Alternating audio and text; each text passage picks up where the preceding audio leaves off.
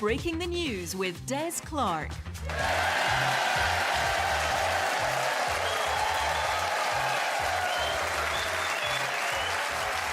Des Clark, and this is Breaking the News, the show that breaks the week's news and asks four opinionated panellists to put it back together again. With me are four brilliant stand-ups from Scotland and beyond. On my right, we have Jay Lafferty and Ian Smith, and up against them are Stuart Mitchell and Dana Alexander. In the news this week, an automated self-driving bus is being tested at multiple stops and carriageways in Milton Keynes.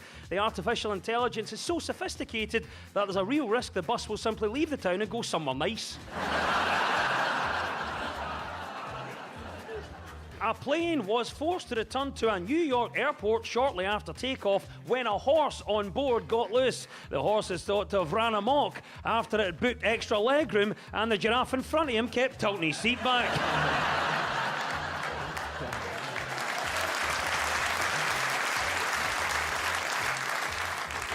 And Sir Keir Starmer has suffered a major Labour rebellion over his Gaza ceasefire vote. Mr Starmer appeared to have lost the respect and support of his party, which is great news for him, as that's one of the essential qualities of a modern-day British Prime Minister. Right, you've met the panel. Let's crack on with round one.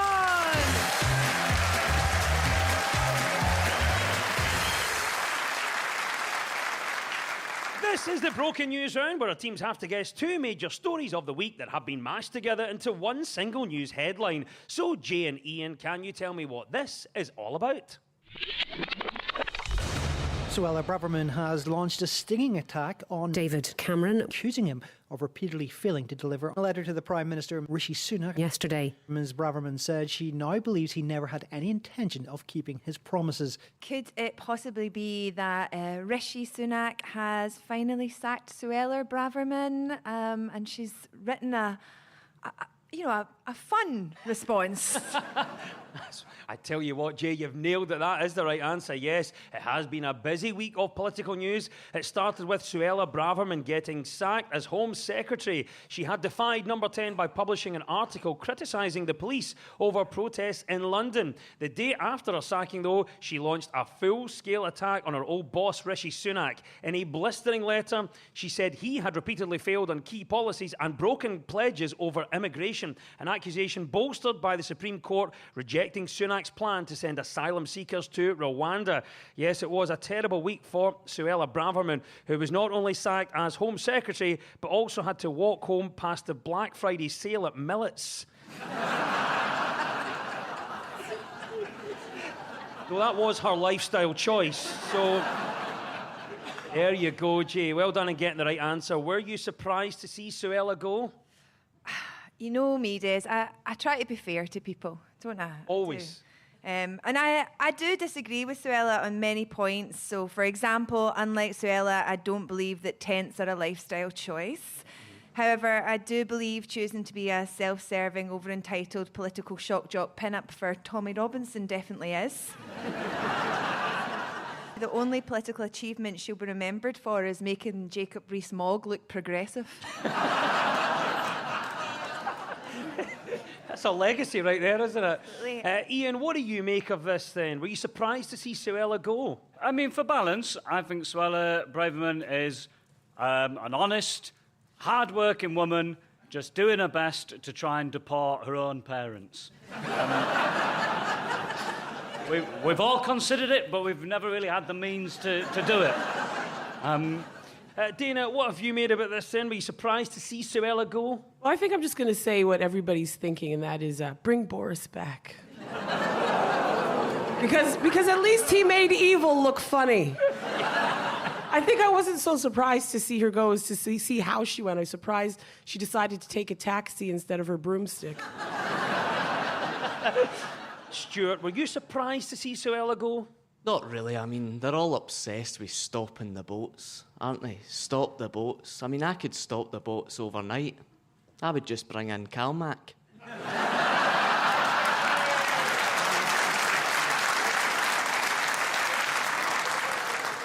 And it's worth saying to English listeners, Calmac is a ferry company, not to be confused with a discontinued chocolate bar.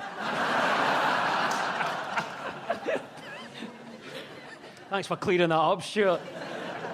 Well, there you go. Big news from this week. Suella Braverman is gone. What did you make of Suella's letter that she wrote and was everywhere this week? I think her problem is it's sort of shown her to be a bit more stupid than I thought, because she expects anyone to have read a 3-page resignation letter. I think at best, top line, bottom line, just to get the main sort of points. And if you do that, it seems quite good. If you read the beginning and the end, Dear Prime Minister, thank you for your phone call yesterday morning in which you asked me to leave government.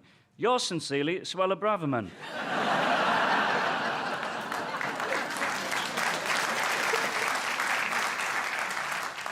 So she's taken that quite well. Yeah, seems all right, doesn't it? She's all right with it. It was a letter in response to her dismissal, wasn't it? That's what it was. And the last letter I wrote after getting sacked just had 2 words.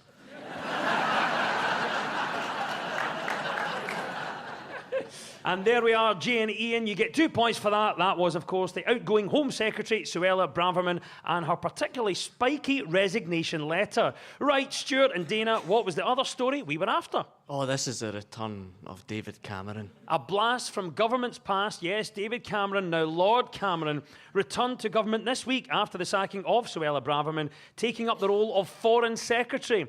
Cameron's return to one of the highest positions in government sent shockwaves through Westminster and the Conservative Party. Labour has accused Rishi Sunak of using the ex-Prime Minister as a life raft. After 7 years away, it's a joy to see David return to full-time politics, said a visibly relieved Samantha Cameron. It's a strange one, isn't it? I mean, even you saw him walking up Downing Street, he was doing the swagger, and then the door opens for him because Rishi can't reach the hono.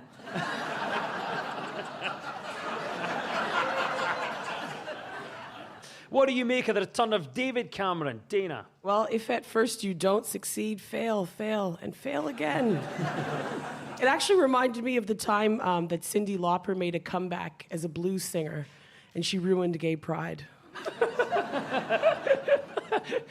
You can see the kind of logic in hiring David Cameron, because it's undeniable that the Tories have made a habit of making massive political mistakes lately. So they've decided to bring back someone who's a world-renowned expert on making mistakes on a global scale. Somebody with real experience in mistake making. Did any other appointments catch your eye? We had Victoria Atkins. She's a new health secretary. So she requested a meeting with the head of the NHS, and she's to call at 8 o'clock in the morning for an appointment.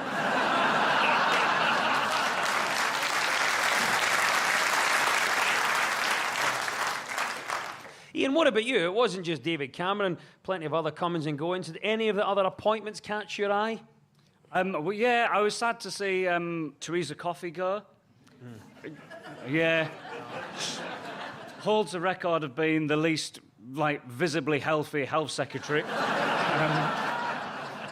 And then she was Environment Secretary, where she chain-smoked so much she created a hole in the ozone layer just above her own head.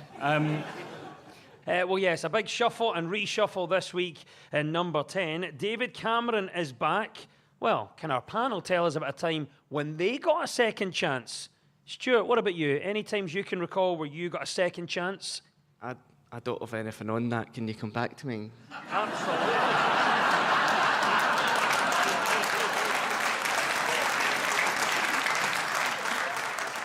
Dana, what do you think about this then? David Cameron's back. He's getting a second chance. Is there a time in your life when you've got a second chance? There was one time I was waiting for my flight. I was really tired. I was in the waiting area, and I fell asleep and missed the flight, and they gave me a second chance to pay for a new one. They're so generous, aren't they? Jay, what do you think about David Cameron getting a second chance? Can you recall a time where maybe you got a second chance? I've never had a second chance because, as I think it goes, those are only really given to straight white men. I think so, yeah. I think On that note, I've got something now. I know.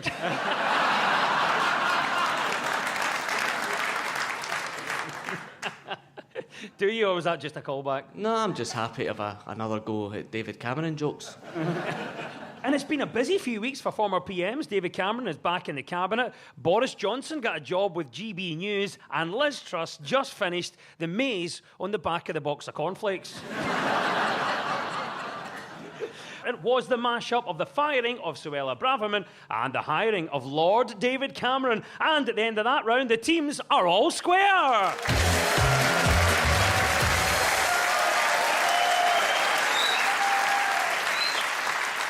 Now, so much of our news is about public opinion, so to find out what stories people are talking about, we spoke to two friends of the show, antiques expert and broadcaster Natasha Raskin-Sharp and actor and writer Manjot Sumal. So, Stuart and Dana, what do you think Natasha is on about here? The day that this bill was discovered in the office must have been horrible. I do feel for him, but at the same time, he should have listened. Was it one of your MPs, I think it was your health minister, that got hit with the £11,000 phone bill? That's the right answer. Well done, Dana. It is the ongoing political story that Scottish Government Health Minister Michael Matheson racked up nearly £11,000 in roaming costs on his parliamentary iPad whilst in Morocco.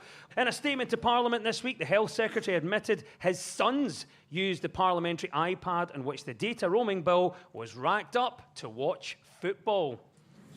Do you know what's mad about this? That roaming charges are £6 per megabyte. And to stream a movie between the standard and HD is 18 megabytes per minute, which is £108 a minute. 102 minutes times 108 is 11 grand, and that's for Home Alone.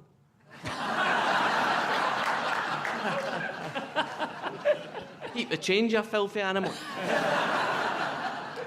I love that. Great maths on that, Stuart. What a week this has been. Ian, I know you're not from here. You might have just dipped into this story. Can you believe this bill that Michael Matheson has been hit with?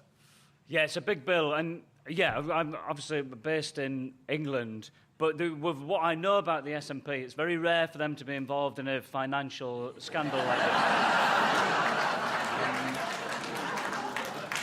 Do you think it's right that Michael Matheson pays this back personally? Well, of course it's right, but I think we got to focus. You know, this guy can't even manage an iPad, and he's managing your health. And that would probably explain the life expectancy in Scotland. Ian, what do you think? Do you think it's right for Michael Matheson to pay it personally? No. I think it should go to the taxpayer, but not split equally between them all, one at random. I think it would make politics a bit more interesting. Yeah. It'd be good TV. It would be great telly. What do you think about this then, Jay? Do you think it's right for him to pay it personally? I think so, because apparently, it was the Old Firm match on the January 2nd, which was a public holiday, so he wasn't doing any work. And apparently it was £8,666 to stream the Old Firm match. You could, a few years ago, you could have bought Rangers for that.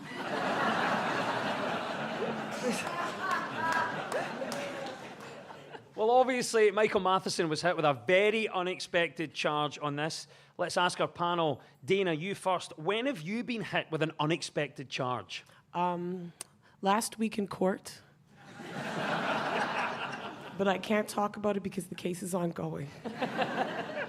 No further comment, Your Honour. Stuart, what about you? When have you been hit with an unexpected charge? £22,572. Oh, I streamed The Irishman.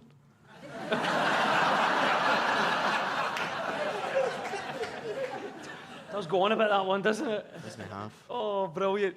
Ian, talk us through this. Have you done a Michael Matheson? When have you been hit with an unexpected charge? Well, genuinely, the first time I stayed at a hotel that had a minibar. Because I went to the hotel and opened this fridge and was like, oh, the person before me's left a packet of crisps, one bottle of still water, one bottle of sparkling water, a Kit Kat, one bottle of beer, and a little mixer of whiskey. Like, what a diverse range of stuff that they've left. And then when I checked out, they're like, did you have anything from the minibar? I was like, I had some stuff from the fridge. Right. That's what that is. That was pretty hefty. Jay, what about you? When have you been hit with an unexpected charge? Recently, air for my tyres. 50p, that used to be in the garage. Do you mind that? 50p. And now, the other day, they were charging £2 for air. Talk about inflation.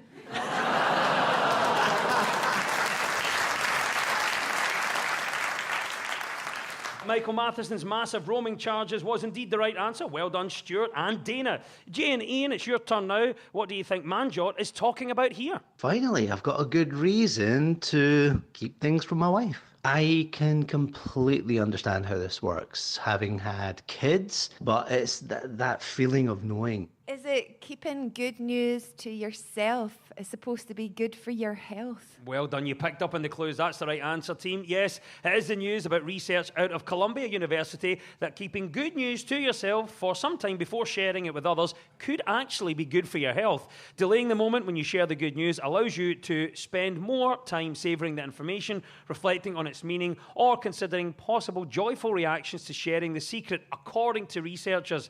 One of the hardest things to keep secret from someone is a party. Tell me about it, said Boris Johnson. I just feel like there's a special place in hell for, you know, those people that run teaser campaigns for their good news. So they'll like put something up on social media that'll say things like, good news to share, but can't tell you yet.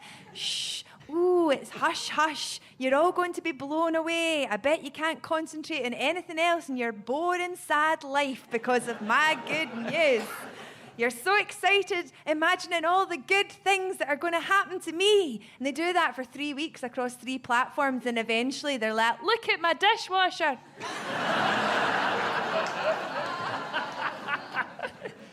I love that. Well, obviously, this research says it is the case. Do you believe it? Ian, can you see the benefit of keeping a positive secret? Well, I mean, it's the last time I'm going to post on Facebook about my dishwasher. I'll tell you that much. Dana, can you see the benefit of keeping a positive secret? Yes, it's called insider trading. And the consequence of not keeping that secret is jail. Stuart, what do you think about this? Can you see the benefit of keeping a positive secret? Aye, it's nice, isn't it? When my wife gets pregnant, you keep it that space until she tells you it's no yours.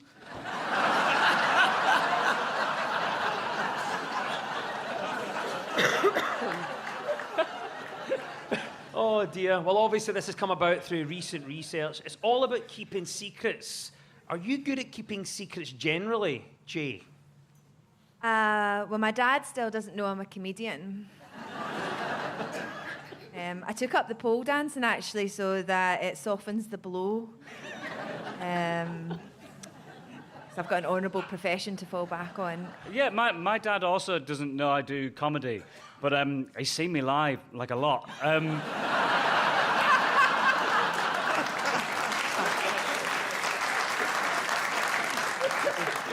Just thinks I'm a sort of weird performance poet or something. Well, my dad doesn't know I do pole dancing as well. There you go. And keeping secrets, being good for your health, is the right answer. 2 points go to Jay and Ian.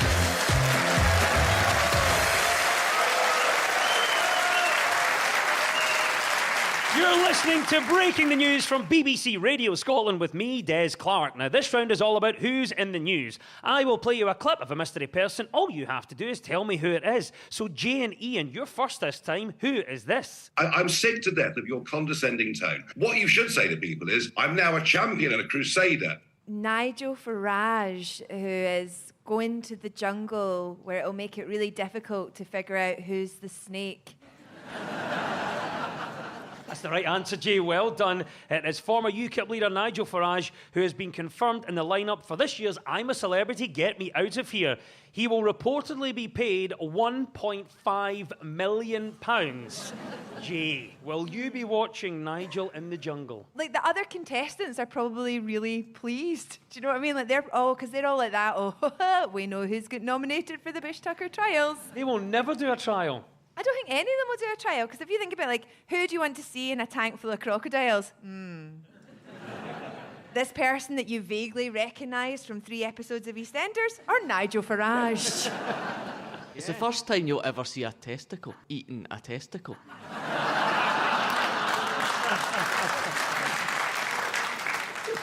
Ian, Nigel Farage is going into the jungle. Will you be watching? No. But yeah, I've got no interest to see him. Toxic opinions delivered while bungee jumping. It's just going to be him going, there are too many in this country. I'm looking forward to when he finishes the show, when he comes back and he's stopped at immigration. And they say to him, where have you been? And he says, I've been in the jungle. And why have you got £1.5 million cash in your bag? He says, because nobody will give me a bank account.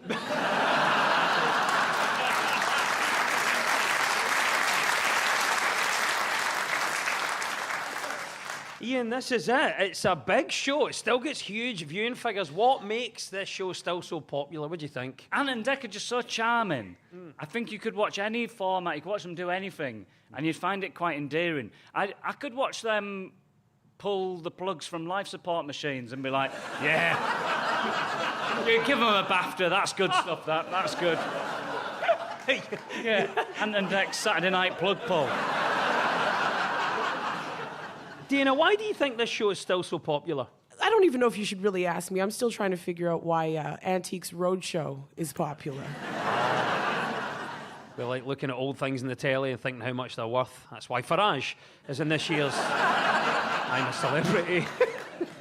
Yes, 2 points go to Jay and Ian. That was, of course, Nigel Farage. Right, it's over to you, Stuart and Dana. It's your turn. Who is this and why are they in the news? I would say I can be a political person, depending on the mood that I'm in. Sometimes politics, to me, are a puppet show.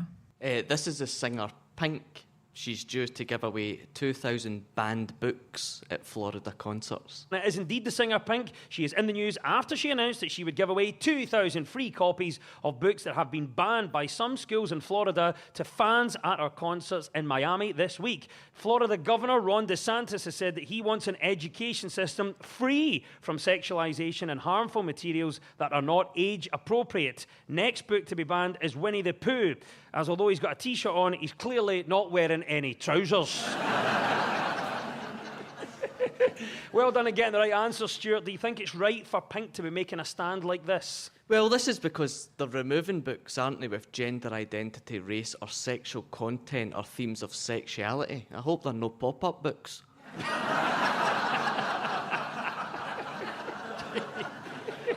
Dana, what do you think about this then? Do you think it's right for Pink to make a stand like this? Well, it's always easier to sit. Yes, but you know what it is? I do think that she should make a stand. I don't know if you guys know about the book ban in South Africa during apartheid times. They actually banned the book Black Beauty because not even a horse should be black and beautiful.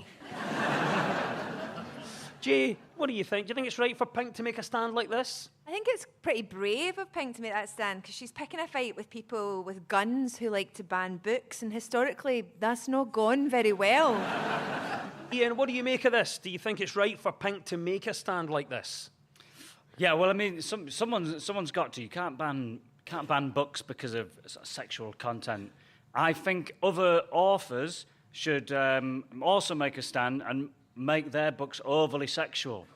If all the books are just overly sexual, you can't... I want to see a new Where's Wally where he's at an orgy.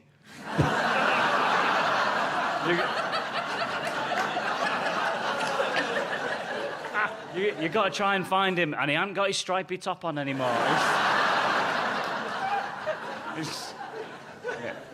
Oh, that's great. Well, obviously, this has become very political very quickly. Stuart, does it feel like everything carries a political message these days? Well, I think it does, and even one of the books, The Family Book by Todd Parr, that's one of them, and it's a picture book about different families, including same-sex parents, so your kids know once you have children, the sex is always the same.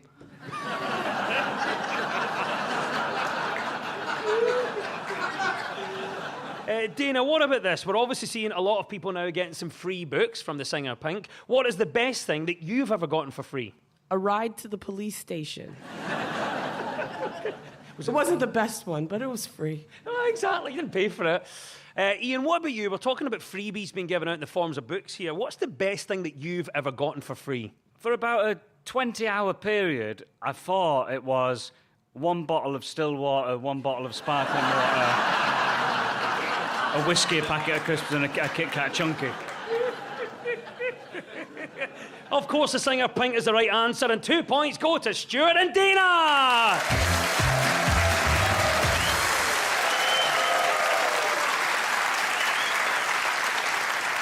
And here we are, it's time now for our final quickfire round, which is all about deciphering the numbers in the news. So I will read out a headline. All the teams have to do is fill in the blanks. So get ready, teams. When we run out of time, you'll hear this. I don't think I've had a funny turn.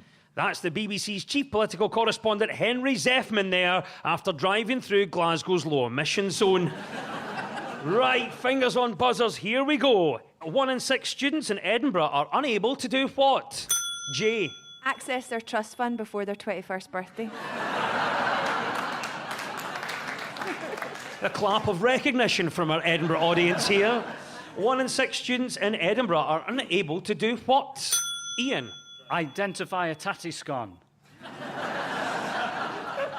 Hey, 1 in 6 students in Edinburgh are unable to do what? Dana. Understand the local population. Unnervingly true. 1 in 6 students in Edinburgh are unable to do what? Stuart. Put on a belt. Never sounded more like a Scottish dad in your life. Brilliant answers all round here. We didn't quite get to the real answer. I can give you that now. 1 in 6 students in Edinburgh are unable to find housing before the semester starts. I don't think I've had a funny turn. Oh, there's our klaxon. Henry, as Zeffman did. It means it's all over. And at the end of the quiz, our winners this week are Jay Lafferty and Ian Smith.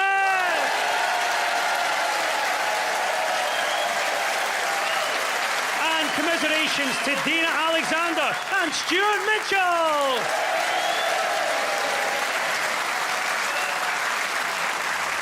And we'll leave you with the breaking news just in. Staff at Scotland's exam body have voted for strike action after the SQA looked at the government's pay offer, circled it in red and wrote, "Explain this." People who donate sperm will lose the right to anonymity under proposed changes to UK fertility law, particularly if they persist in doing it at the bus stop.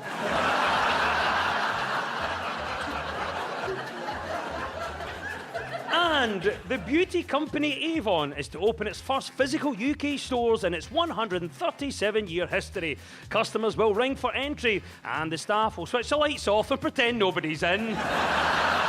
The news is broken. I've been Des Clark. Goodbye.